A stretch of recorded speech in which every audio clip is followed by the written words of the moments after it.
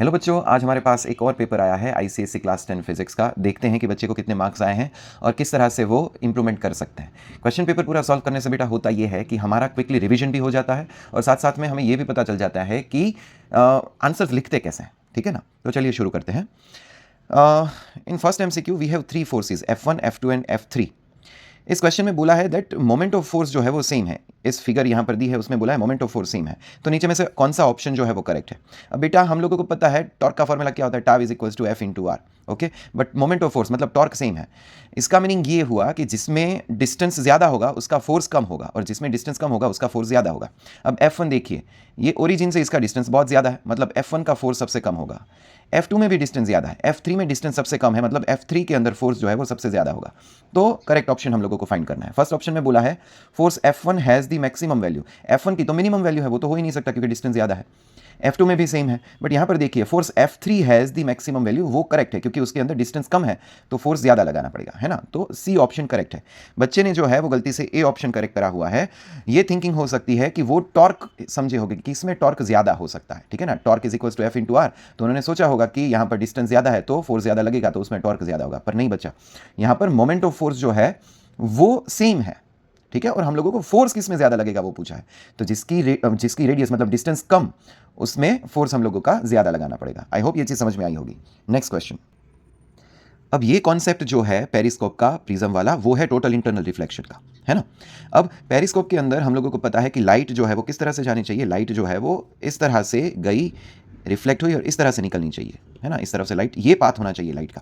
ठीक है, बट यहाँ पर ये कोई मिरर्स नहीं है, ये प्रिज्म है, मतलब लाइट उस प्रिज्म के अंदर जानी चाहिए, उसके बाद total internal reflection critical angle से ज़्यादा, है ना?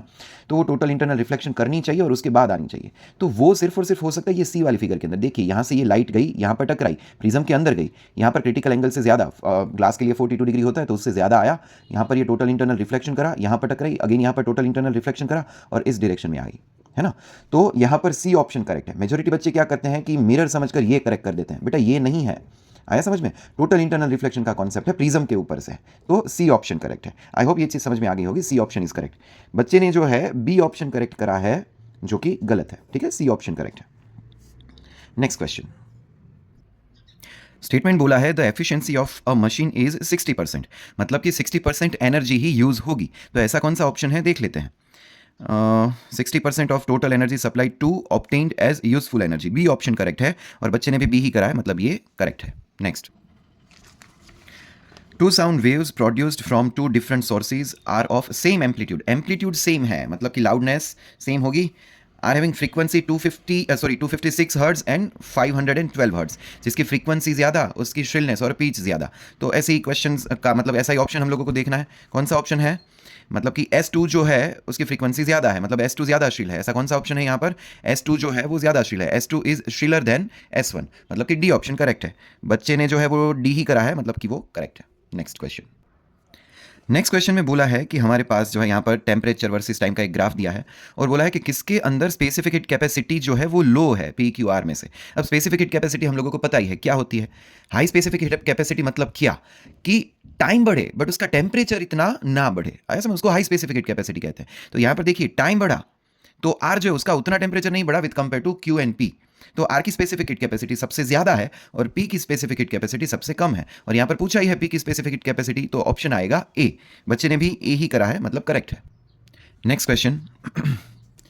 अब यहां हमारे पास जो एक सर्किट दी है जिसके अंदर क्या बोला गया, how many bulb will light up when switch A is open and switch B is closed.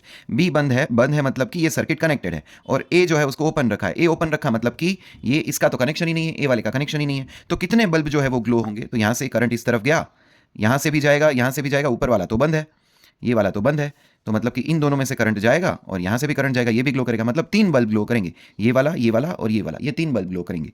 तो 3 ऑप्शन आएगा। बच्चे ने करा हुआ है सी, जो कि गलत है। इस एमसीक्यू के अंदर बोला गया है कि एक कंप्रेस्ड स्प्रिंग है ना? अब उसके ऊपर बॉल रखा गया है, वो बॉल जो है जैसे उस कंप्रेस्ड स्प्रिंग को अपन छोड़ेंगे तो वो ऊपर की ओर जाएगा।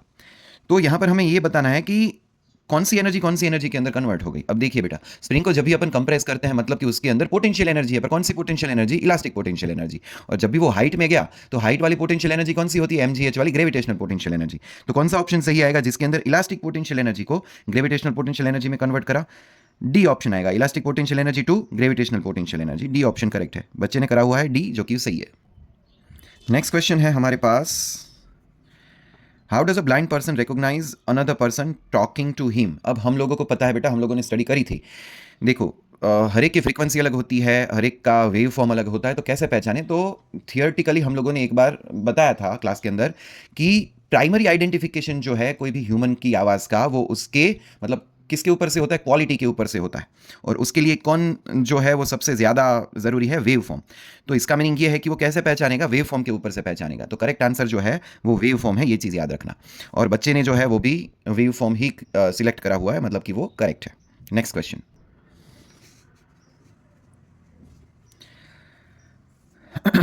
अब यहाँ पर oxygen bubble rises in a fish tank appear silvery, मतलब कि वो चमका। अब हम लोगों ने पढ़ा हुआ है कि कैसे वो चीज़ चमकती है। कोई भी चीज़ मान लो कि अंदर एक बार गया, उसके बाद टोटल इंटरनल रिफ्लेक्शन हुआ, जिसकी जितनी बार होता है उतनी ज़्यादा वो चमकती है। तो मेनली कॉन्सेप्ट क्या आएगा? टोटल इंटरनल रिफ्लेक्शन का। कहाँ पर है वो ऑप्शन? फर्स्ट ही है ना, total internal reflection. A option correct है, और बच्चे ने भी ए ही करा है, मतलब कि वो करेक्ट है। Next, Fleming left hand rule हम सबको पता ही है क्या होता है। थंब जो है वो क्या दिखाता है? फोर्स की डायरेक्शन दिखाता है। First finger magnetic field and second finger दिखाता है हम लोगों को करंट की डायरेक्शन। तो यहाँ पर ऐसा कॉन्सेप्ट फाइंड करना है। फर्स्ट एंड टू पूछा है ना, फर्स्ट क्या है? फोर्स एंड सेकंड क्या है? Magnetic field. तो वो कौन सा है? First force and second magnetic field. C option correct है, बच्चे ने कराई है सी, मतलब कि वो भी करेक्ट है। नेक्स्ट, अब यहाँ पर हमारे पास देखिए x है, b है, a है। उसमें से जो है अल्फा एमिट हुआ। अल्फा हम लोगों को पता है 2 and 4 होता है, मतलब कि क्या है हमारे पास? b -2 हो गया और a -4 हो गया, ठीक है ना, y के अंदर, जो कि यहाँ पर दिया है c और यहाँ पर दिया गया है d। अब ऐसा तो कोई चीज़ है ही नहीं, बट यहाँ पर देखिए क्या बोला गया है? a -4 is equals to c। इसका मीनिंग क्या हुआ? a क्या हो गया? a is equals to c + 4। ऐसा कौन सा ऑप्शन है जहाँ पर लिखा गया है a is equals to c + 4? वो करेक्ट है, और वो है ये वाला, a is equals to c + 4, है ना। और बच्चे ने भी a is equals to c + 4 ही करा है, मतलब कि वो सही है। नेक्स्ट क्वेश्चन,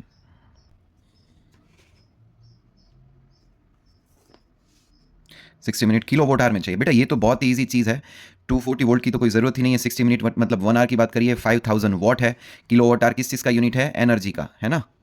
एनर्जी का यूनिट है, हम लोगों को पता ही है। तो क्या आएगा? Kilo watt. यहाँ पर 5000 वॉट है, मतलब 5 किलो वॉट, और टाइम कितना हो गया? 60 सेकेंड, मतलब 1 आवर। तो 5 किलो वॉट आवर ही आंसर डायरेक्टली करेक्ट है। हमें पता है ना क्या होता है? Power is equals to work upon time. So work is equals to power into time. Power का क्या होता है? किलो वॉट, एंड टाइम का क्या होता है? आर। तो इस तरह से किलो वॉट आवर बन गया। 5 kilowatt hour correct answer है, और यहाँ पर बच्चे ने भी सही ही किया है। आगे बढ़ते हैं।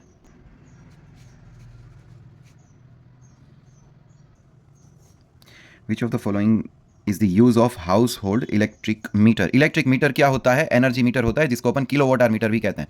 किलो वॉट आवर किस चीज़ का यूनिट है बेटा? अगेन मैंने बोला था एनर्जी का, ठीक है ना। तो वो क्या रिकॉर्ड करता है? एनर्जी रिकॉर्ड करता है। वो वोल्टेज नहीं, record consumption of energy. C option आएगा। बच्चे ने जो है वो लाइट फैन समथिंग समथिंग लिखा है, जो कि गलत है। एनर्जी कंजम्पशन देखता है वो, ठीक है ना, एनर्जी यूज कितनी होती है वो देखता है, ठीक है। तो सी ऑप्शन करेक्ट है हमारा। अब यहाँ पर देखिए हमारे पास यहाँ पर जो है वो एक बार मैग्नेट है, और उसको बोला गया है नज़दीक ले जाना सोलेनॉइड के। जब भी हम लोगों को पता है बार मैग्नेट नज़दीक ले जाते हैं लेंजिस लॉ के अकॉर्डिंग, अगर नॉर्थ पोल नज़दीक जाएगा उसको रिपेल करने के लिए यहाँ पर नॉर्थ पोल बनाएगा। और नॉर्थ पोल बनाने के लिए उसको करंट को कैसे घुमाना पड़ेगा बेटा? एंटी क्लॉकवाइज घुमाना पड़ेगा। एंटी क्लॉकवाइज घुमाना पड़ेगा। अगर एंटी क्लॉकवाइज घूमेगा तो कैसे जाएगा? इस तरह से। ये पीछे से इस तरफ गया और इस तरह से जा रहा है, आया समझ में? इस तरह से वो घूम रहा है। इसका मीनिंग ये है कि ये पीछे से ऊपर जाएगा, मतलब ए से ये ऊपर की ओर गया, इसी तरह से एंटी क्लॉकवाइज घूम रहा है। ए से ऊपर गया मतलब बी से नीचे आया, तो गैल्वेनोमीटर जो है वो किस तरफ डिफ्लेक्ट करेगा? इस डायरेक्शन में, मतलब राइट की ओर डिफ्लेक्ट करेगा। कौन से ऑप्शन में राइट है? फर्स्ट ऑप्शन में ही राइट है, देखिए, मतलब कि ए हमारा करेक्ट है। डन। और बच्चे ने लिखा गया है galvanometer will remain as it is, जो कि गलत है ना। वो डिफ्लेक्ट करेगा राइट की ओर बेटा। डन। Next question. इसमें तो हम लोगों को 3 पिन प्लग दिया गया है, जैसे कि मैंने बोला था बुक के अकॉर्डिंग ही जाना है। फर्स्ट तो हमारी क्या है? अर्थ की ही है, हम लोगों को पता है वो थिक करंट लॉन्गर होती है। 2 हमारा लाइव हो गया और 3 हमारा न्यूट्रल हो गया। कौन सा ऑप्शन है? 2 लाइव एंड 3 न्यूट्रल, डी वाला। D is the correct option. बच्चे ने भी डी ही करा है, जो कि करेक्ट है। अब यहाँ पर हमारे पास जो है न्यूमेरिकल दिया गया है, क्या बोला है? पावर फाइंड करना है, और वो भी किलो वॉट के अंदर, ठीक है। 10 लोग है, जो है 60 kg वेट है, वर्टिकल हाइट 20 मीटर है। और 30 सेकंड टाइम दे दिया गया है, 30 सेकंड टाइम दे दिया गया है, ठीक है ना। हम लोगों को पावर फाइंड करना है, सिंपल चीज़ है हमारे पास। पावर इज इक्वल टू क्या होता है, वर्क अपॉन टाइम। वर्क मतलब हम एनर्जी कंसीडर करते हैं, और कौन सी एनर्जी है ये, हाइट वाली, mgh। सो mgh अपॉन टाइम।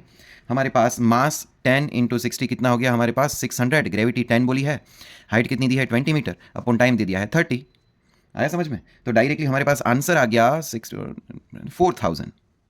अब ये 4000 आया, वो 4000 बेटा वॉट आया, उन्होंने बोला गया है किलो वॉट में चाहिए, मतलब कि ये कितना हो गया 4 किलो वॉट। जब पूछा हो तो ये करना मत भूलना, है ना, ये चीज़ बहुत ज़रूरी होती है, ठीक है। 4000 है और हमें बोला गया है कि उसको किस में चाहिए, 4000 वोट को 4 किलो वॉट के अंदर।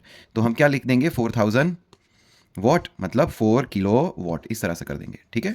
आई होप समझ में आ गया होगा। बच्चे ने किस तरह से करा हुआ है, हाँ गिवन लिखा है, बहुत अच्छी बात है। Power is equals to work upon time, mgh upon time, value भी ठीक से करी है, हाँ करेक्ट है। चलो ये तो बहुत ही अच्छी तरह से उनके मार्क्स मिल जाएंगे। उसी का बी दिया गया है, state the energy conversion in the following. EV, electrical vehicle में एनर्जी कन्वर्जन, इसकी मैंने एक ट्रिक बताई थी, मेन नाम के ऊपर से जाना है। इलेक्ट्रिकल टू व्हीकल मैकेनिकल होता है, ये सिंपल चीज़ है, इलेक्ट्रिकल टू मैकेनिकल, है ना। बच्चे ने मैकेनिकल टू इलेक्ट्रिकल गलती से बोला है, जो कि गलत है, क्लियर। तो उसकी वजह से 3 मार्क में से बच्चे को जो है सिर्फ न्यूमेरिकल के 2 मार्क ही मिलेंगे, इस कन्वर्जन जो है उसका 1 मार्क कट जाएगा, ठीक है। आगे बढ़ते हैं। उसी तरह से वर्क एनर्जी पावर का ही क्वेश्चन है। हम लोगों को बोला गया है स्पीड कितनी है यहाँ पर 5 मीटर पर सेकंड, और एक्सेलरेट करके स्पीड पहुंची है 20 मीटर पर सेकंड, मतलब काइनेटिक एनर्जी का ही कॉन्सेप्ट है। बट याद रखना कि 2 स्पीड दी है, चेंज इन वेलोसिटी हो रही है यहाँ पर, मतलब कि चेंज इन काइनेटिक एनर्जी हुई, मतलब कि वर्क एनर्जी थ्योरम वाला कॉन्सेप्ट है। Work is equals to half M we square minus half M you square. Half m common निकाल देंगे, हाफ एम तो क्या हो गया हमारे पास v square minus u square. बस इस फॉर्मूला के अंदर वैल्यूज पुटअप कर दो। हाफ मल्टीप्लाई बाय मास कितना दे दिया हम लोगों को 120, वेलोसिटी का स्क्वायर बोला है, 5 का स्क्वायर हमारे पास कितना हो जाएगा 5 का स्क्वायर नहीं, पहले अपन 20 का लेंगे ना, वेलोसिटी फाइनल कितनी है 20, तो कितना हो गया 400 माइनस 25, ठीक है। तो डायरेक्टली हमारे पास आंसर हो गया हाफ मल्टीप्लाई बाई 120, और 425 गया तो कितना हो गया हमारे पास 375। कैलकुलेट कर लो डायरेक्टली, यहाँ से ये 6 हो गया और डायरेक्टली आंसर आ गया 22500 जूल, ठीक है। अब देखते हैं बच्चे ने क्या करा हुआ है। बच्चे ने भी सेम चीज़, half M we square half M you square, ये सही चीज़ करी हुई है। 375 22500 जूल सही लिखा हुआ है, ठीक है ना। तो बच्चे के जो है इस सेकंड क्वेश्चन के अंदर और तो कुछ नहीं है, नहीं है, तो उसको जो है उनके 2 मार्क्स मिल जाएंगे। Next question. अब ये बहुत ही इंटरेस्टिंग क्वेश्चन है बेटा, ये फिगर देखना, फिगर ही सबसे ज़्यादा ज़रूरी है।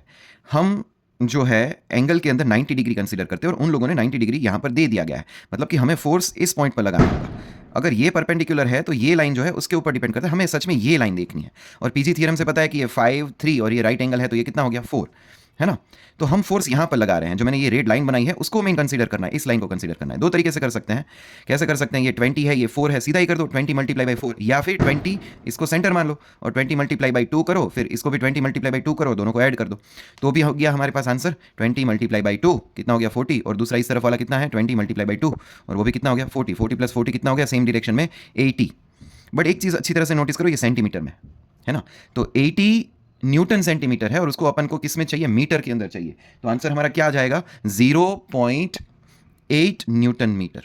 क्या आंसर आएगा बेटा हमारा 0.8 न्यूटन मीटर आंसर आएगा, ये चीज़ याद रखना, ठीक है ना। दूसरी तरीके से भी जैसे कि मैंने बोला कर सकते हो, सीधा ही 20 मल्टीप्लाई बाई 4, सेम डायरेक्शन में हो, कपल ऑफ फोर्सेस जनरेट हो रहे हो, तो हम डायरेक्टली कर सकते हैं 20 मल्टीप्लाई बाई 4 कर दिया, कितना आ गया 80। बट ये 80 क्या है, न्यूटन सेंटीमीटर है, हमें मीटर करना पड़ेगा, 0.8 न्यूटन मीटर हमारा करेक्ट आंसर है।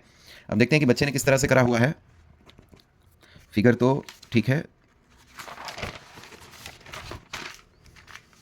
यहाँ पर बच्चे ने कोई गलती करी है जिसकी वजह से उसका आंसर जो है वो 0.6 न्यूटन मीटर है ना।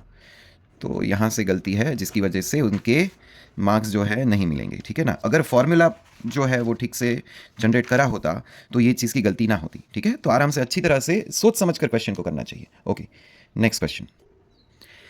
ये तो सिंपल ग्लास लैब का है और लेबलिंग करना है। ऑलवेज याद रखो, सबसे पहले जो इंसिडेंट रे होता है एक्सटेंडेड इंसिडेंस रे करते हैं। आप ऐसे ड्रॉ करो, कभी भी याद रखना एक्सटेंडेड इंसिडेंस रे इस पीक्यू वाली लाइन को टच ना हो। ऐसे गया, यहाँ से रिफ्रैक्शन करवाओ रेयर टू डेंसर, और ये लाइन जो है एमरजेंट रे कैसा होना चाहिए, पैरेलल, और ये हो गई हमारी लेटरल डिस्प्लेसमेंट। अब लेबलिंग करो, ये हो गया हमारा एंगल ऑफ इंसिडेंस, ये हो गया एंगल ऑफ रिफ्रैक्शन आर, ये डेल्टा, ये एंगल ऑफ एमरजेंट ई, ये R1 है, और ये क्या हो गया R2, ठीक है। तो इस तरह से इसको लेबलिंग कर दो तो आराम से ये चीज़ हो जाएगी। इसको थोड़ा जूम करके मैं बता देता हूँ कि किस तरह से मैंने करा हुआ है।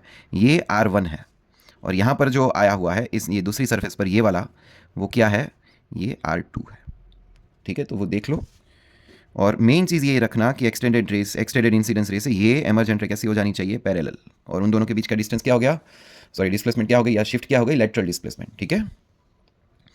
Okay next question. ओके पर नेक्स्ट क्वेश्चन से पहले बच्चे ने कैसे किया है देख लेते हैं। करा तो सही है, उन्होंने आर गलती से देखो अलग कर दिया, extended delta angle of deviation को आर कह दिया, जिसकी वजह से इसके मार्क्स उनके जाएंगे। और फिगर के अंदर बेटा बच्चे के लिए मैं एक छोटी सी गलती के भी मार्क्स नहीं देता, ठीक है। तो ये चीज़ याद रखना, जिसकी वजह से जो है मैं इनके मार्क्स कट रहा हूँ। अदरवाइज उनके अलावा जो है इनको भी इन्होंने आई दिया, जो कि ये क्या है R2 है, तो इनके तो पूरे मार्क्स ही चले जाएंगे क्वेश्चन नंबर 4 के, 0 मार्क्स। Next question. अब हमें ऐसे वेव्स बताने हैं जो कि sound navigation and ranging sonar के अंदर यूज होते हैं। हमें पता है कि वो कौन से होते हैं, अल्ट्रा, है ना, अल्ट्रासोनिक वेव्स यूज होते हैं। साउंड है, गलती से अल्ट्रा पायलट ना हो जाए। अल्ट्रासोनिक वेव्स यूज होते हैं और वो ऑडिबल क्यों नहीं होते, क्योंकि ह्यूमन की ऑडिबल रेंज कितनी होती है, 20 हर्ट्ज टू 20,000 हर्ट्ज, है ना। ह्यूमन की ऑडिबल रेंज कितनी होती है, 20 हर्ट्ज टू 20,000 हर्ट्ज, ठीक है। और अल्ट्रासोनिक वेव्स मतलब क्या, अबोव 20,000 हर्ट्ज, दैट्स वाई वो ऑडिबल नहीं होते। Next question. बच्चे ने भी करेक्ट ही लिखा है, तो इनको 2 मार्क्स मिल जाएंगे। ऑलवेज याद रखो बच्चों, जिस तरह से पेपर में नंबर दिए गए हैं उसी तरह से क्वेश्चन में नंबर दो। उसमें रोमन में है तो यहाँ पर आप 6 उसी तरह से लिखो, ठीक है ना, ताकि गलती ना हो। ऐसी चीज़ों का ध्यान रखना चाहिए। चलो नेक्स्ट क्वेश्चन पर जाते हैं। Name the radiation which is deviated most in a magnetic field. अब हम लोगों को पता है कि जब रेडियो एक्टिव सब्सटेंस होते हैं वो मतलब अल्फा बीटा गामा जाते हैं, ठीक है, और मैग्नेटिक फील्ड में रखते हैं, तो अल्फा हैवी होने की वजह से वो लेट मुड़ता है, बीटा जो है वो जल्दी मुड़ जाता है, ठीक है ना, और गामा अनडेविएटेड होता है, वो सीधा जाता है, ठीक है। बीटा जल्दी मुड़ गया, ज़्यादा मुड़ गया, मतलब कि हमारा आंसर भी क्या आएगा, फर्स्ट का जो डेविएट मोस्ट होते हैं वो है बीटा, ठीक है, बीटा। बट एक चीज़ याद रखना, सिर्फ सिंबल नहीं उसके नाम भी लिखना, ठीक है, ये भूलना मत।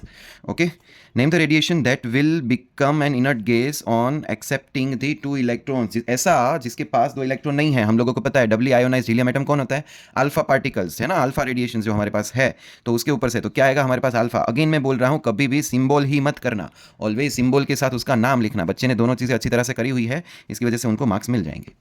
नेक्स्ट। अब यहाँ पर ये फिगर दी गई है और इसको प्रॉपरली देखकर हमें ये बोला गया है, क्वेश्चन क्या है वो पहले देख लेते हैं। Name the phenomena happening here due to which there is deflection in galvanometer. Galvanometer में मतलब कि ये सेकेंडरी कॉइल में डिफ्लेक्शन क्यों आया, मोस्ट इंपॉर्टेंट टॉपिक है, हम लोगों को नाम पता ही है, कौन सा, पूरा नाम लिखने का, इलेक्ट्रोमैग्नेटिक इंडक्शन, है ना, electromagnetic induction, Faraday's law of electromagnetic induction, है ना। ओके, नेक्स्ट बोला गया है why is the deflection seen only once. We know that change in magnetic flux produces current, yes और नो। अगर मैग्नेटिक फ्लक्स में चेंज होना चाहिए, कांस्टेंट रहेगा तो नहीं होगा, गेटिंग दिस। एंड होता क्या है कि it only occurs once actually, कब होता है, जब हम स्विच स्टार्ट कर रहे हैं। अब एक बार स्टार्ट कर दी, उसके बाद कंटिन्यूअसली जो है वो कांस्टेंट हो गई। वापस कब डिफ्लेक्शन होगा, जब अपन स्विच बंद करते हैं। तो वो कब होता है, जब हम स्विच स्टार्ट करते हैं या स्विच बंद करते हैं। बाकी के टाइम के अंदर तो वो कांस्टेंट रहता है। Why, just because of change in magnetic flux produces current, ठीक है। तो देखते हैं कि बच्चे ने क्या लिखा हुआ है। There was a change in magnetic flux. हाँ, after the first deflection there is no change in magnetic flux. Okay, लिखा सही है, बट अगेन मैं बोलूंगा कि वो स्विच ऑन वाला कॉन्सेप्ट लिखना, कि स्विच ऑन करते हैं तब डिफ्लेक्शन होता है, क्योंकि at that time magnetic flux change हो रहा हो, और स्विच ऑफ करते हैं तब रिवर्स डायरेक्शन में, मतलब कि ऑपोजिट डायरेक्शन में डिफ्लेक्शन होता है, ठीक है ना, वो लिखो। पर ये सही है, कुछ गलत नहीं है। बच्चे ने भी जो इलेक्ट्रोमैग्नेटिक इंडक्शन ही लिखा है, तो इनको मार्क्स मिल जाएंगे, 2 marks. Okay, next question. A lens is used to focus the radiation obtained from the sun to burn a piece of paper. हमें पता है कि वो मैग्नीफाइंग ग्लास वाला कौन सा होता है, कॉन्वेक्स लेंस और कन्वर्जिंग लेंस दोनों लिख सकते हो, है ना, कॉन्वेक्स और कन्वर्जिंग लेंस दोनों लिख सकते हो, और बच्चे ने कॉन्वेक्स लेंस लिखा हुआ है, वो सही है। नेक्स्ट बोला गया है state the type of radiation responsible for the burning the paper. अगर आप लोगों को याद हो, जो हम लोगों ने इलेक्ट्रोमैग्नेटिक वेव का पूरे के पूरे सारे वेव्स की स्टडी करी थी, उसके अंदर मैंने बोला था कि हीट रीजन मेनली किसके बीच में होता है, इंफ्रारेड के एंड माइक्रोवेव के बीच में होता है, और मेनली इंफ्रारेड के बीच में। तो ऐसा रेडिएशन जो कि पेपर को बर्न करे, वो कौन है, मेनली इंफ्रारेड के अंदर आता है, ये चीज़ याद रखना, ठीक है। और बच्चे ने भी इंफ्रारेड ही लिखा है, जो कि सही है। तो उनको पूरे के पूरे क्वेश्चन 3 के सब क्वेश्चन 1 के 2 मार्क्स मिल जाएंगे। यहां पर बोला गया है change in voltage with respect to time V I graph for non ohmic conductor represent. Non ohmic जो होता है मतलब ओम लो को ओबे ना करे, और वोल्टेज को वेरी करने के लिए अपन जो है वो वेरिएबल रेजिस्टेंस रखते हैं, तो हम यहाँ पर वेरिएबल रेजिस्टेंस ही लिखेंगे, है ना, वेरिएबल रेजिस्टेंस और डायनेमिक रेजिस्टेंस, ये सही है, ठीक है। 2 copper wire are the same length but one is thicker than the other. Which wire will have more specific resistance? बेटा what do you mean by specific resistance? resistivity, याद है ना, रजिस्टिविटी। अब रजिस्टिविटी जो है वो सिर्फ और सिर्फ मटेरियल दिखाती है, हमें पता है, मतलब कि रजिस्टिविटी मटेरियल होती है, वो length of wire and that area of cross section के ऊपर डिपेंड नहीं करती बेटा। इसका मीनिंग ये है कि कोई भी फर्क स्पेसिफिक रेजिस्टेंस और रजिस्टिविटी पर नहीं आता। बच्चे ने भी लिखा है सेम स्पेसिफिक रेजिस्टेंस रहेगा, उसमें कोई चेंज नहीं आएगा, मतलब वो करेक्ट है, 2 मार्क्स मिल जाएंगे। Next question. अब यहाँ पर हमारे पास जो है वो 2 ट्यूनिंग फॉर्क है A एंड B, ठीक है ना, सेम फ्रीक्वेंसी है। अगर सेम फ्रीक्वेंसी है तो ऑब्वियसली हम लोगों को पता चली जाना चाहिए कि ये किस चीज़ का कॉन्सेप्ट है, ठीक है। अब उन्होंने बोला है कि अगेन एक के अंदर हमने जो है फ्रीक्वेंसी जनरेट करी और दूसरे के अंदर जो है मतलब कि वाइब्रेशन जनरेट करे और दूसरे के अंदर भी वो लार्ज एम्पलीट्यूड से वाइब्रेट करने लगा। उन्होंने बोला है 2 रीज़न बताओ उस वाइब्रेशन के। पहला तो रेजोनेंस हो गया, हमें पता ही है कि अगर फ्रीक्वेंसी सेम हो जाती है, natural and force frequency same होती है तो रेजोनेंस होता है, तो एक तो रेजोनेंस हो गया। और दूसरा हो गया हमारे पास एरिया ऑफ वाइब्रेटिंग सरफेस और वाइब्रेटिंग बॉडी, है ना। तो 2 रीज़न आते हैं, पहला क्या है रेजोनेंस और दूसरा होता है एरिया, ये चीज़ याद रखना, ठीक है। बच्चे ने जो है रेजोनेंस तो सही लिखा हुआ है और उसका एक्सप्लेनेशन जो है वो भी प्रॉपर्ली दिया हुआ है, बट यहाँ पर सेकंड के अंदर फोर्स्ड वाइब्रेशन बोले हैं, वो उस चीज़ के बारे में बताना था, ठीक है ना, तो वो नहीं है, तो ये गलत है, तो इसके इनको पूरे मार्क्स तो नहीं मिलेंगे। उसके जो है अकॉर्डिंग टू 2 क्वेश्चंस, एक रीज़न दिया हुआ है, 2 मार्क का है, 1 मार्क मिल जाएगा, ठीक है। Okay, next question. Identify the process shown in the figure. इस प्रोसेस को हमें पता है अर्थिंग और लोकल अर्थिंग कहते हैं। और सेकंड के अंदर बोला गया है कि उस वायर को किससे कनेक्ट करोगे। हमें पता है कि अर्थिंग का वायर किससे कनेक्ट होता है, मेटल कैसे कनेक्ट होता है। बच्चे ने जो है दोनों चीज़ें बहुत अच्छी तरह से बताई है, अर्थिंग मतलब कि लोकल अर्थिंग और मेटल कैसे कनेक्ट होता है, तो वो भी सही है, 2 मार्क्स मिल जाएंगे। ओके, तो अगेन कैलोरीमेट्री का क्वेश्चन है हमारे पास और क्या फाइंड करना है, calculate the specific heat capacity of metal. हमें स्पेसिफिक हीट कैपेसिटी के ऊपर से फॉर्मूला पता है, Q is equals to MC delta T, where C is the specific heat capacity. तो डायरेक्टली हम कर सकते हैं, बच्चे ने भी यही फॉर्मूला लगाया, C is equals to Q by M delta T, सही है। हीट कितनी दी है, बच्चे ने भी लिया है 2, हाँ सही है, 2400 अपॉन मास दे दिया है हम लोगों को, कितना है 50, and change in temperature, change in temperature कितने में से कितना हो गया है, 327 में से 27 तक जा रहा है, ठीक है ना। Attain the temperature, okay, always याद रखना चेंज इन टेम्परेचर पॉजिटिव में ही रखना है, तो कितना आएगा हमारे पास 300। ओके, तो 2400 ये यहाँ पर इस तरह से कट गया, डायरेक्टली आंसर 24 अपॉन 150, 24 मतलब 0.16। ओके, 0.16 तो सही है, बट एक चीज़ याद रखना, यूनिट ठीक से लिखना, है ना। यूनिट जिस तरह से लिखना, यूनिट आएगा हमारे पास जूल पर ग्राम केल्विन। अच्छा, यहाँ पर डिग्री सेल्सियस है, केल्विन लिख सकते हो, कोई दिक्कत नहीं है बेटा, क्योंकि चेंज इन टेम्परेचर के अंदर केल्विन एंड डिग्री सेल्सियस दोनों सेम होते हैं, ठीक है। तो हमारा आंसर आएगा 0.61 जूल पर ग्राम डिग्री सेल्सियस और जूल पर ग्राम केल्विन, दोनों लिख सकते हो इस केस के अंदर। बच्चे ने क्या करा हुआ है, ये सारी चीज़ें तो सही है। यहाँ पर भी 0.16, हाँ 16 है ना मैंने, हाँ ओके, 0.16 जूल पर ग्राम केल्विन, सही है, हाँ डन। तो मतलब इनके जो है इनको पूरे मार्क्स मिल जाएंगे। कितने मार्क्स का क्वेश्चन था ये, कहाँ गया, 2 मार्क्स का, 2 मार्क मिल गया। फिगर अगेन दी है, हम लोगों को पूछा है name the phenomenon occurring at the surface A B कहाँ पर है, ये रही बेटा। 2 तरह के फिनोमिना आप बोल सकते हो, डिस्पर्जन, क्योंकि यहाँ से डिस्पर्ज होना स्टार्ट हो रहा है तो डिस्पर्जन भी कह सकते हो, साथ साथ में ये डेविएट हो रहा है मतलब कि बेंड हो रहा है, मतलब रिफ्रैक्शन भी कह सकते हो, ठीक है ना। बच्चे ने रिफ्रैक्शन लिखा है, यहाँ पर देख सकते हो बच्चे ने जो है वो रिफ्रैक्शन लिखा है, इसलिए सही है, ठीक है। डिस्पर्जन भी कह सकते हो। Okay, define the phenomena occurring. अच्छा, अब उस कौन से फिनोमिना को, एसी पर जो हो रहे हैं, एसी पर हो रहे हैं बेटा, ये चीज़ याद रखना, एसी पर कौन सा फिनोमिना हो रहा है, एसी के ऊपर जो है डिस्पर्जन नहीं हो रहा है, यहाँ पर रिफ्रैक्शन हो रहा है। डेविएट भी कह सकते हो, बट ये चीज़ याद रखना, डिस्पर्जन ऑलरेडी फर्स्ट सरफेस से हो चुका है, डिस्पर्जन सेकंड सरफेस पर नहीं हो रहा है, वो रिफ्रैक्शन कह सकते हो। और रिफ्रैक्शन की डेफिनेशन क्या लिखोगे, change in the direction of path of light when it passes from one transparent medium to another transparent medium, है ना। बच्चे ने इसको भी डिस्पर्जन बोल दिया बेटा, सेकंड सरफेस से डिस्पर्जन नहीं हो रहा है, फर्स्ट सरफेस से ही अलग। देखो डिस्पर्जन मतलब क्या, splitting of white light into 7 और मतलब मल्टीपल कलर्स, ठीक है ना। तो वो क्या हो गया हमारे पास डिस्पर्जन, वो फर्स्ट सरफेस से ही हो जा रहा है, ठीक है। तो ये नहीं आएगा, ये बच्चे का गलत है। नेक्स्ट हो गया हमारे पास, explain the cause of the phenomena mentioned by you in ए।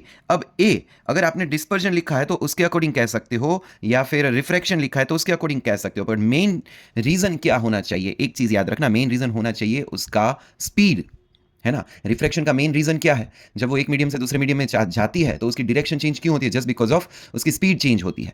तो अगर आप डिस्पर्जन कहते हो तो आप ये कह सकते हो कि ना second medium different colours are having different speeds, ठीक है ना, इस तरह से कह सकते हो। या फिर आप रिफ्रैक्शन कह रहे हो तो while changing the medium it speed changes, that's why वो जो है अपनी डायरेक्शन चेंज करते हैं।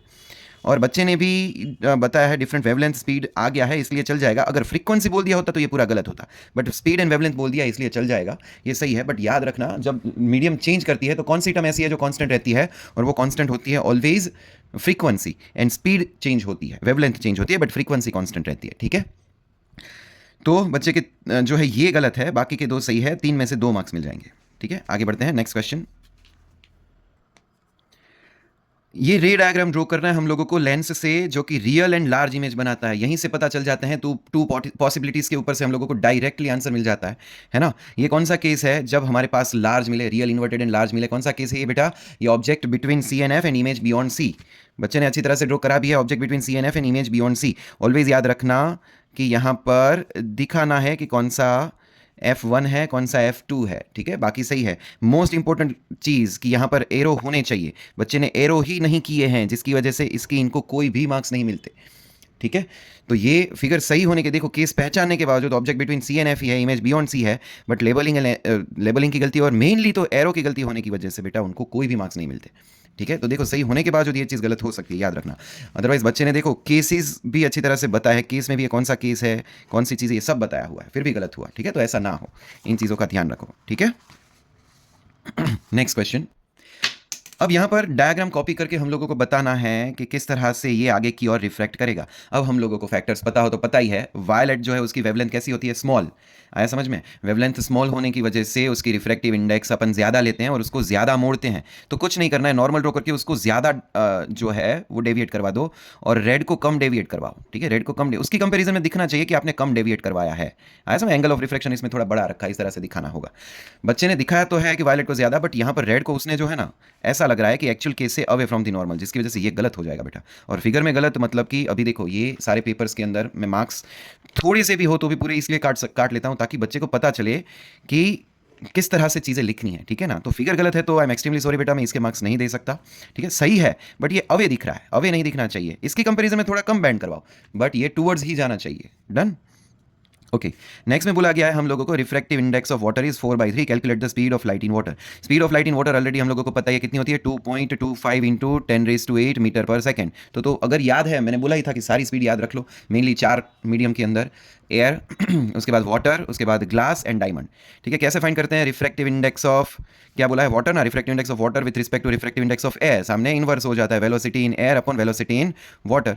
वैल्यूज पुट अप कर दो, कितनी दी है हम लोगों को? 4/3 है ना, एयर की तो 1 होती है तो वैसे ही रह गई।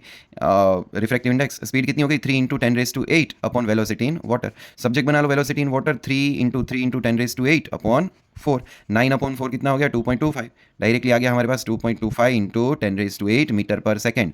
यूनिट बोनिट ऐसी कोई भी चीज़ में गलती नहीं करनी है। ठीक है, बच्चे ने पहला तो देखो फिगर की वजह से गलत है, पर दूसरे के अंदर जो है रिफ्रैक्टिव इंडेक्स फॉर्मूला लगाकर स्पीड करके लगा लिया है और आंसर भी आ गया है 2.25 इंटू 10⁸ आंसर मिल जाए, मतलब कि उसके मार्क्स मिल जाएंगे, बट पहले का नहीं मिलेगा उनको। ठीक है ना, तो थर्ड के जो 4 मार्क थे उसमें से सिर्फ और सिर्फ उसको 2 मार्क्स मिलेंगे उनको।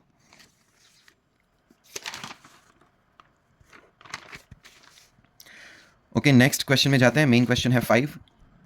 सबसे पहले तो क्वेश्चन को ठीक से पढ़िए। हम लोगों को जो है सिंगल फिक्स पुली दी है, लोड है 50 kgf का, कुछ हाइट तक है, और दूसरा बोला गया है हम लोगों को, और उसी के लिए मूवेबल पुली दी है उतनी हाइट तक बढ़ाने के लिए। तो हम लोगों को फाइंड करना है, एफर्ट कंपेयर करनी है। अब हम लोगों को फॉर्मूला पता है, mechanical advantage is equals to क्या होता है? Load upon effort. दोनों के लिए लिख लेंगे, सिंगल मूवेबल और सिंगल फिक्स के लिए लोड अपॉन एफर्ट। ये मैं लिख रहा हूँ फिक्स के लिए और ये लिख रहा हूँ मैं मूवेबल के लिए। ध्यान से देखना अच्छी तरह से। अब सिंगल फिक्स पुली का मैकेनिकल एडवांटेज कितना होता है बेटा? 1। ठीक है, लोड कितना है? 50 अपॉन एफर्ट। ठीक है, तो एफर्ट इज इक्वल्स टू कितना हो गया हमारे पास? 50/1 मतलब 50। और यहाँ पर कितना हो गया हमारे पास? एफर्ट। मैकेनिकल एडवांटेज पहले तो मूवेबल पुली का कितना होता है? 2। लोड कितना है हमारे पास? 50। एफर्ट, तो एफर्ट यहाँ पर कितना हो गया? 50/2 मतलब 25। अब दोनों को कंपेयर करना है, दोनों को मतलब कि क्या फाइंड करना है? कंपेयर करना है, मतलब 50/25, सॉरी हाँ 50/25 कितना हो गया? 25 2 मतलब कि कितना आ गया कंपेरिजन? 2:1। आंसर है 2:1। ठीक है, तो ये पहला तो हो गया, कितना आंसर आएगा? 2:1। बच्चे ने क्या करा हुआ है? 1:2 गलती से कर दिया है, तो गलत लिखा जाएगा।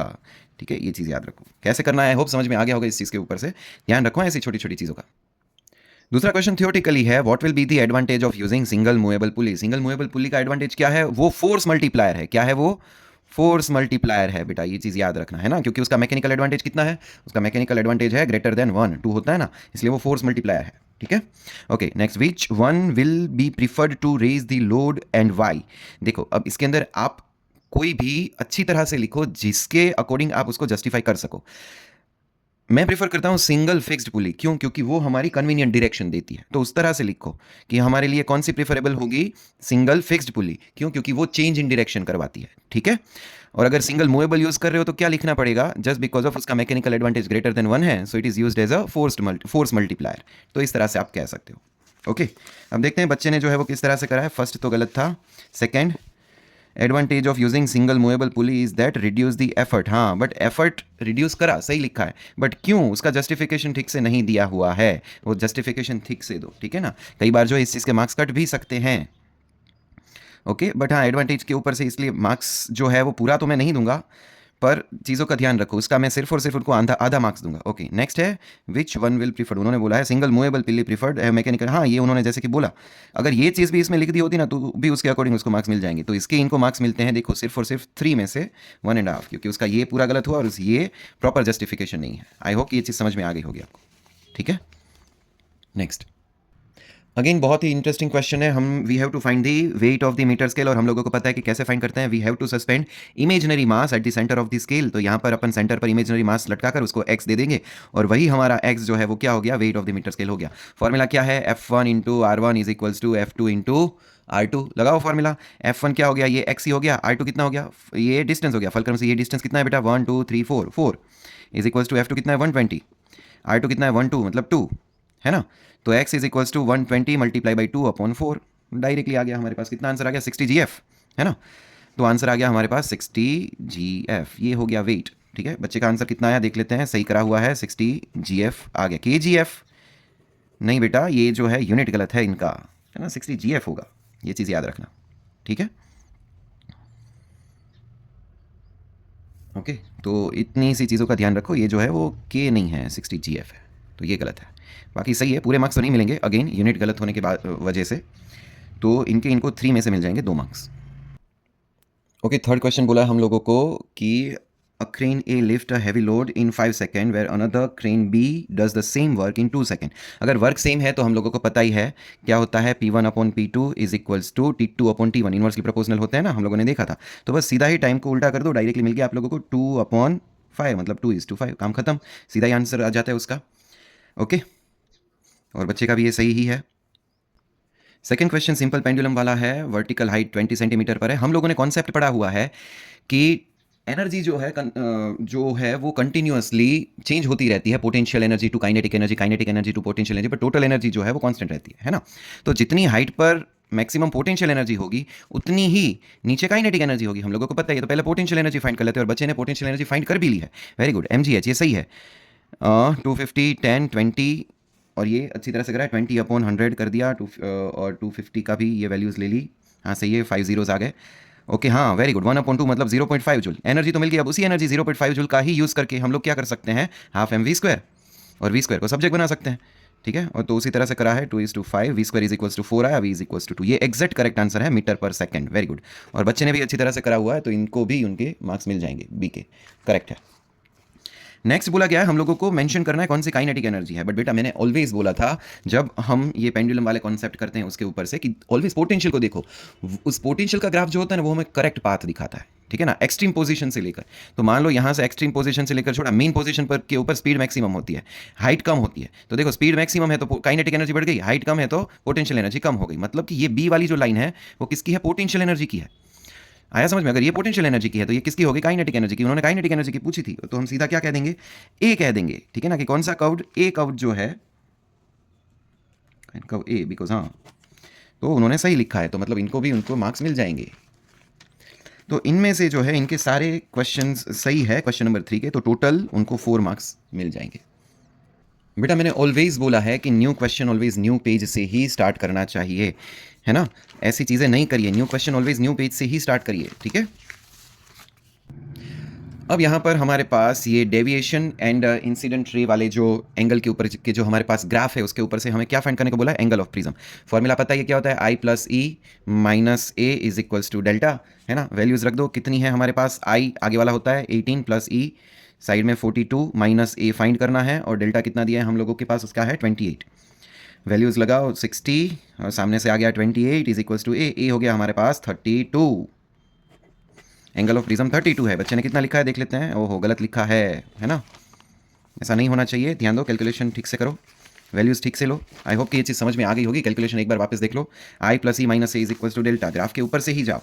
देखो आई है हमारे पास यहाँ पर 18, ई है 42, उसके बाद ए फाइंड करना है और डेल्टा ये वाला लेना है 28। ठीक है, तो डायरेक्टली इस तरह से कितना आंसर आ गया हमारे पास 32। State the value of angle of minimum deviation. Minimum deviation कितना है 15, ये 15 ये वाला सही है बट ऊपर वाला गलत है। तो इसके सिर्फ और सिर्फ 3 में से एक ही मार्क मिलेंगे क्योंकि ऊपर वाला तो गलत है, नीचे वाला सही बताया उन्होंने। ठीक है, नेक्स्ट। अब यहाँ पर जो है एक मोनोक्रोमेटिक लाइट जा रही है, सोर्स एस है, किस तरह से उनको दिखेंगे तो मैंने इससे पहले भी आप लोगों को ये फिगर ड्रॉ करके बताई थी। 2 पॉइंट सोर्स फाइंड करिए, इस तरह से रिफ्लेक्शन करवाइए, इसके पास लेकर जाइए। ठीक है, इस तरह से दूर गया और ऑलवेज इस पॉइंट को एक्सटेंड करिए। जहाँ पर ये पॉइंट आपको मिलता हुआ दिखे उसी बेस की लाइन में, वहाँ पर वो हम लोगों को दिख जाएगा। तो फिगर ऐसी होनी, इस तरह से कुछ होनी चाहिए। बच्चे ने फिगर तो पॉइंट से बनाई ही हुई है बट इसको एक्सटेंड कुछ यहाँ पर ही मिलता हुआ दिखा है, इसको थोड़ा दूर रखिए और आगे जाकर मिलाइए। ठीक है, तो इस फिगर की इनको मार्क्स नहीं मिलेंगे। Okay, next. 3. Define refractive index. State how will increase in temperature of a medium affect it refractive index. Okay, पहले तो बोला है कि रिफ्रैक्टिव इंडेक्स को डिफाइन करो और टेम्परेचर से रिफ्रैक्टिव इंडेक्स का क्या रिलेशन है। ठीक है ना, इंक्रीज इन टेम्परेचर, अगर टेम्परेचर को बढ़ाएंगे तो उसके रिफ्रैक्टिव इंडेक्स क्या होता है? It is the ratio of sine of angle of incidence and sine of angle of refraction which gives constant quantity and this constant quantity is called refractive index. बच्चे ने बहुत ही अच्छी तरह से लिखा हुआ है, ये एग्जैक्ट सही है। और हमें पता है कि मेजॉरिटी चीज़ों के साथ रिफ्रैक्टिव इंडेक्स इनवर्सली प्रोपोर्शनल होती है। तो temperature would wavelength light increases in light is inversely proportional to the refractive index. सही बोला है, तो मतलब ये भी सही है। ठीक है, okay, next. State the change in speed and a frequency of light ray when it moves from rarer medium to denser medium. अब rarer में से denser में जाए, medium change हो रहा है तो obviously उसकी speed क्या हो जाएगी? speed उसकी decrease हो जाएगी, है ना? आ गया समझ में? बट हमें पता है स्पीड एंड वेवलेंथ चेंज होती है, अभी थोड़ी देर पहले मैंने बोला था, बट फ्रीक्वेंसी कांस्टेंट रहती है बेटा, फ्रीक्वेंसी में कोई चेंज नहीं होता। आया समझ में? बच्चे ने बोला है speed decreases frequency remain same, वो भी सही है। ओके, तो कितने मार्क्स मिलते हैं अब इस क्वेश्चन के? देखते हैं। ये फिगर तो गलत ही है, उसकी इनको 1 मार्क मिले और ये इनका पूरा का पूरा 4 मार्क का सही है, तो इनके 4 मार्क मिल जाएंगे। Okay, next question. ओके, बच्चे ने एनी 4 का 8th वाला अटेम्प्ट किया है, तो अब वो देखते हैं। क्वेश्चन में क्या बोला गया है? Identify the wire A. Wire A मतलब ये वाला वायर ए जो कि पोर्सिलिन होल्डर में लगा हुआ है, ये है फ्यूज़ वायर, है ना? तो पहला उनका फ्यूज़ वायर है। और बच्चे ने क्या लिखा हुआ है? बच्चे ने भी फ्यूज़ वायर ही बोला है, वो करेक्ट है। नेक्स्ट है उसके अंदर identify wire be always fuse किस में लगाया जाता है? लाइव वायर के अंदर, तो बच्चे ने लाइव वायर दिखा है, वो भी सही है। ठीक है, नेक्स्ट है हमारे पास the factor on which the thickness of wire A depends. Thickness wire A किसके ऊपर डिपेंड करता है? हम लोगों को पता है कि उससे रेजिस्टेंस कम होता है और करंट की मेन चीज आती है, तो करंट रेटिंग आएगा। क्या आएगा हमारे पास? Current rating. तो thickness of fuse wire depends on the current rating, current के ऊपर बोला गया है करंट, तो वो भी सही है। तो इनको 3 मार्क्स मिल जाएंगे। ठीक है, इनको 3 मार्क्स मिल गए। Okay, next question most important question होता है, बहुत ही इंटरेस्टिंग है, देखते हैं क्या है। कैलोरीमीटर का क्वेश्चन है, चलो इसको सॉल्व ही करते हैं आराम से। जैसे कि मैं हर बार बताता हूँ, हम लोग क्या करेंगे, कोल्ड एंड हॉट को अच्छी तरह से डिस्टिंग्विश कर लेंगे। एक तरफ हमने कोल्ड बॉडी, एक तरफ रख दी हमने हॉट बॉडी। क्या बोला गया है हमारे पास? 2 कैलोरीमीटर कैपेसिटी, यहाँ पर थर्मल कैपेसिटी ही दे दी है। Contain 200 gram of water present 70 degree Celsius. हमें मास फाइंड करना है आइस का, जिसकी वजह से टेम्परेचर 20 डिग्री सेल्सियस हो जाए। किस तरह से जाएंगे? हम लोगों को पता है 0 degree ice to 0 degree water, है ना, and 0 degree water to 20 degree water. ये हमारा फाइनल टेम्परेचर हो गया, ये फाइनल टेम्परेचर T, और यहाँ पर 70 डिग्री से पहुँच गया यहाँ पर 20 डिग्री। ठीक है ना, इसी तरह से करेंगे। तो यहाँ पर फॉर्मूला लगाया हम लोगों ने ml प्लस ये हो गया हमारे पास, क्या हो गया? mc delta T. ठीक है, और यहाँ पर भी क्या हो गया हमारे पास? mc delta T. बट एक चीज़ है, यहाँ पर क्या बोला गया? थर्मल कैपेसिटी भी दी है, तो इस तरफ हम लोगों को क्या करना पड़ेगा? प्लस c डेल्टा टी करना पड़ेगा। थर्मल कैपेसिटी होती है ना, तो बस इतनी सी चीज़ है। यहाँ पर बीच में इज इक्वल्स टू लगा दो। सॉल्व करना स्टार्ट करते हैं। या ये इस चीज़ को मैं जो है यहाँ पर लिख रहा हूँ, थोड़ा सा ध्यान देना। ठीक है, m कॉमन निकाल दिया, क्या हो गया? l plus C delta T is equals to, यहाँ पर डेल्टा टी मैंने बोला था कि 2 चीज़ें जब एक ही चीज़ में हो तो टेम्परेचर कॉमन लेना होता है, तो यहाँ पर डेल्टा टी कॉमन ले लिया। क्या हो गया हमारे पास? mc प्लस ये सी डैश डेल्टा टी होता है, तो प्लस सी डैश। ठीक है, डेल्टा टी वैल्यूज पुटअप कर देते हैं। मास लेटेंट हीट कितनी ले लेंगे? 336 प्लस स्पेसिफिक हीट कैपेसिटी ले ली मैंने 4.2। चेंज इन टेम्परेचर कितना हुआ? 0 से 20 का 20 is equals to delta T कितना हो रहा है? 70 से 20 50 हो गया। मास इसका कितना दिया गया हम लोगों को? पानी वाले का 200। स्पेसिफिक हीट कैपेसिटी कितनी होती है? 4.2, और इसका सी डैश तो दे ही दिया गया है 63। ठीक है, m is equals to 4.2 into 20 84 and 336 मतलब 420। इज इक्वल्स टू यहाँ पर 840 इंटू, जस्ट अ मिनट, यहाँ पर मैंने गलती करी, ये प्लस है, ठीक है, 840 plus 30 into 2 903 okay, multiply by 50। अब तो हो ही गया हमारे पास 903 मल्टीप्लाई बाई 50, मतलब 903 मल्टीप्लाई बाई 5 4515 एंड 0, मतलब हमारे पास कितना आ गया, mass is equals to 4515। Okay okay, इसका 0 है तो 0 भी लगेगा, अपॉन 420, कट करो, मास कितना आ गया हमारे पास, नियरली 107 पॉइंट समथिंग 5, ठीक है। बट नोटिस करो अच्छी तरह से 107.5 लिखा है, क्या है ये चीज़, ग्राम है, केजी है, मास आपने किस में लिया है उस चीज़ को देखो, है ना, और अच्छी तरह से आप ही बताओ यहाँ पर हमने किस में लिया हुआ है, ग्राम में, तो उसी तरह से उसको यहाँ पर ग्राम में लिख दो, डन। अब देखते हैं बच्चे ने किस तरह से उस चीज़ को सॉल्व करा है। बच्चे ने यहाँ पर ml plus mc delta T तो किया, इस तरफ mc delta T plus c delta T करना भूल गया, तो ये गलत है, ठीक है। बाकी सेपरेशन करा, ये सारी चीज़ें सही है, बट यहाँ पर जो है ना कैलोरीमीटर का c डेल्टा टी करना भूल गया, तो उसके आगे कोई देखना का फिर वो बनता ही नहीं है, वो गलत है, ठीक है। आई होप कि ये समझ में आया होगा। एक बार अगेन ये चीज़ देख लेना किस तरह से कैलकुलेट करा हुआ है। ओके नेक्स्ट अब यहाँ पर हमारे पास सर्किट है, बोला क्या है हमारे पास, the resistance of entire circuit with the key K is open. अगर ये ओपन है तो ऊपर के तो दो गिनने के नहीं आते, रेजिस्टेंस कितना हो गया 5 और ये इंटरनल रेजिस्टेंस 0.5 है, मान लो उसको एक्सटर्नली कंसीडर कर लो तो भी कोई दिक्कत नहीं है उसके अकॉर्डिंग, अदरवाइज फिर ईएमएफ वाला फॉर्मूला लगाना पड़ेगा, E is equals to I R plus R, दोनों में से कोई भी तरीके से आप कर सकते हो, ठीक है, उसके अकॉर्डिंग। तो टोटल रेजिस्टेंस हमारे पास कितना हो गया 5.5, है ना, कितना हो गया 5.5, और उसके अकॉर्डिंग आप कर सकते हो, मान लो ई ले रहे हो तो ई इज इक्वल्स टू क्या करेगा आई आर प्लस आर। अब ई का हो गया हमारे पास 3.3, आ गया समझ में।